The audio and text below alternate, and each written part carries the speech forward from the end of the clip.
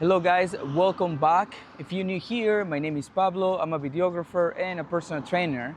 And in this channel, I share how I balance my life between these two industries I work with. In today's video, I'm gonna share with you how did I use my fitness training to improve my skills as a videographer. Back in the day, 10 years ago, when I was taking fitness really serious, I noticed that by recording myself when I was doing Olympic weightlifting was the only way for me to have like direct feedback on every single rep, because I didn't have access to a 24/7 coach. And at that point I was understanding and I was coaching Olympic weightlifting, so I knew basically how to coach myself, but I didn't like the idea of lifting in front of the mirror, which it was another type of technique. So I saw this video that said like, just record yourself, and on your rest time between reps, you literally go and check your technique and see the things that you can change or work on throughout the session. So literally that's what I did. I started working with my phone. Like I literally put my my water and kind of like support my phone, and I start super simple. But what I was trying to get out of this was like making sure like the angle that I was placing my camera was the right one for me to analyze my lift later. Just literally by trying to improve my technique without me knowing that I was improving also my capacity of, or my skill of framing fitness, framing the best angles for me to analyze and improve later. So after I spent, I would say like 6 months or a year using this technique on every single session, I start seeing the different on how do I have to frame myself if I wanna, like see how the barbell move from the ground to my hips. How do I have to frame myself if I want to emphasis on my shoulder press or my overhead position? So I was literally getting a lot of reps, not just on lifting, but a lot of reps on like how to frame myself. That's when I start posting small videos on Instagram to share my progress, and people start liking it. So I was like, oh, okay, so this is something that I wasn't expecting, because that was more for me to analyze my technique, to improve my fitness, but also makes me at that point a better videographer. And with this, I'm not saying that I learned everything just by using my iPhone.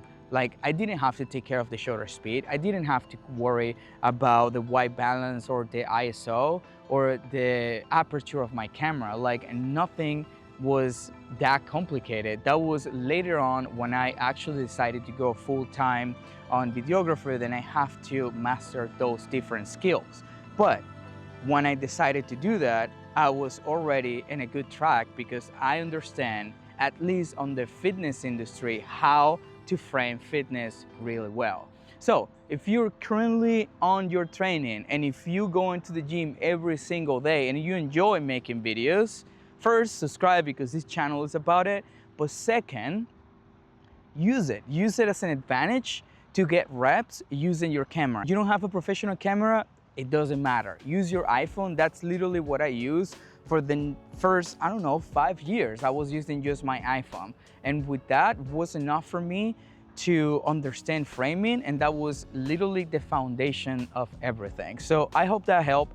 I hope that motivate you not just to go to the gym and keep crushing your goals, but also motivate you to understand that being a videographer is not just buy a professional camera and go and do it. It goes a long way, but it definitely pays off when you start kind of like understanding the fundamentals and the principles of like how to frame, how to expose your camera. Then you go all the way to using log and color grading and editing. It's so many pieces, but I'm just gonna share my experience here, how you can improve your skills as a videographer if you enjoy fitness, because that's the niche that I'm working with right now.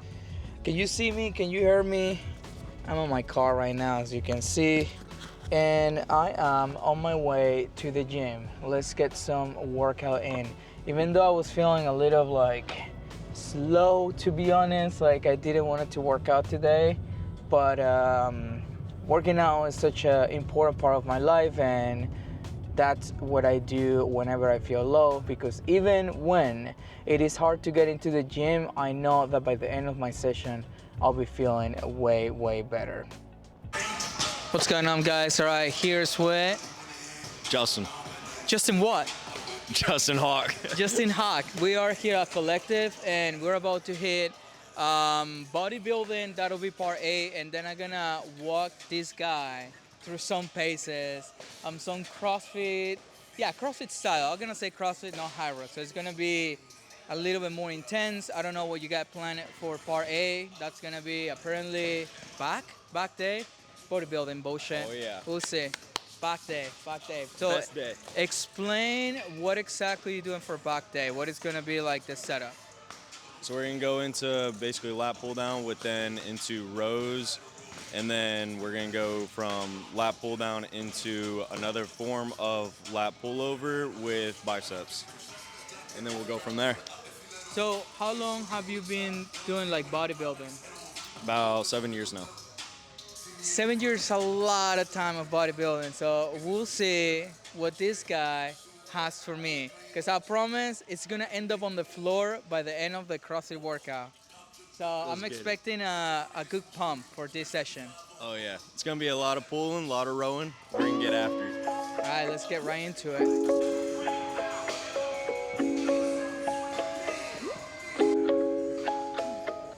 Tryna play me, they ain't know no better.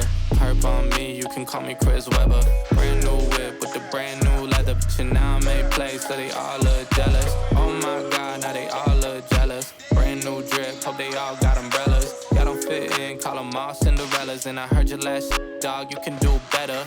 You ain't got shit on me, homie, that's facts. I just bought a new crib, I buy another for the tax. We ain't in the same league, we ain't in the same brackets. I ain't made a joint yet, they already know it slaps.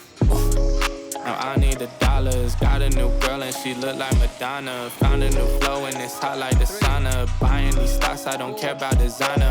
Tryna play me, they ain't know no better. Herb on me, you can call me Chris Webber. Brand new whip with the brand new leather. And now I made plays, so they all look jealous. Tryna play me, they ain't know no better. Herb on me, you can call me Chris Webber. Brand new whip with the brand new leather. And now I made plays, so they all look jealous. Staying high with the mace, tipping wine to the face. Drive to me from the door, it's a line at the place. I'm at home in the midnight times in LA. I probably pull a packed crowd in a flyover state. Lies spread quicker than the truth. If you always talking about me, they know more about you. Worry back, set the rest up on the place. If they don't pay me to respond, then I gotta walk away. B&B, elevation high, laying low. I'm with the tattoos down the cook me shit I got from Trader Joe's. Say they making moves, but we making more. I stay in the zone, y'all staying broke, way to go. Tryna play me, they ain't know no better. Herb on me, you can call me Chris Webber. Brand new whip with the brand new leather. And now I made plays, so they all look jealous. Tryna play me, they ain't know no better. Herb on me, you can call me Chris Webber. Brand new whip with the brand new leather. And now I made plays, so they all look jealous. Ray Lake State and we make waves here. Running the point, I make plays like Shakespeare. Every day I make it a great. Alright, so concern, questions, comments. How was the high intensity session for you? High intensity was solid. Definitely need to use my legs on the overhead press. As far as the medicine ball hang cleans, whew, tough, man. Overall good session. Definitely gonna get back to it.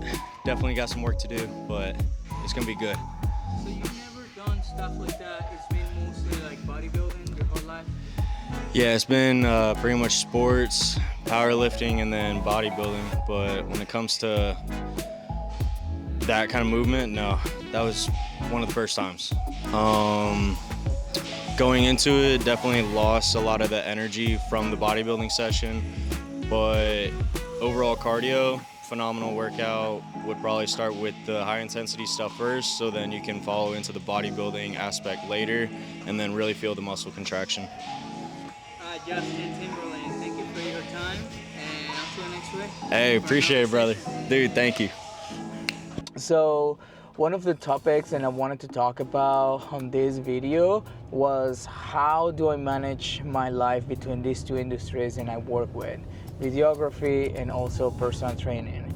And you know how many videos, how many people have told me, mentors and everything, like just focusing on one thing and you will be doing way better. And politely, I would say fuck to that, because I do enjoy create videos. What I'm trying to say is like, I was doing good just by doing personal training, but this creative side of my life was always like, I don't know, like behind the scenes. I was just using it on my personal resources, and when people start asking me for help to create media for them, then I noticed that that is a literally a big source of income that I can produce with a skill that I have, that I learned, that I actually went to school for. So why am I not using it? That was kind of my questions.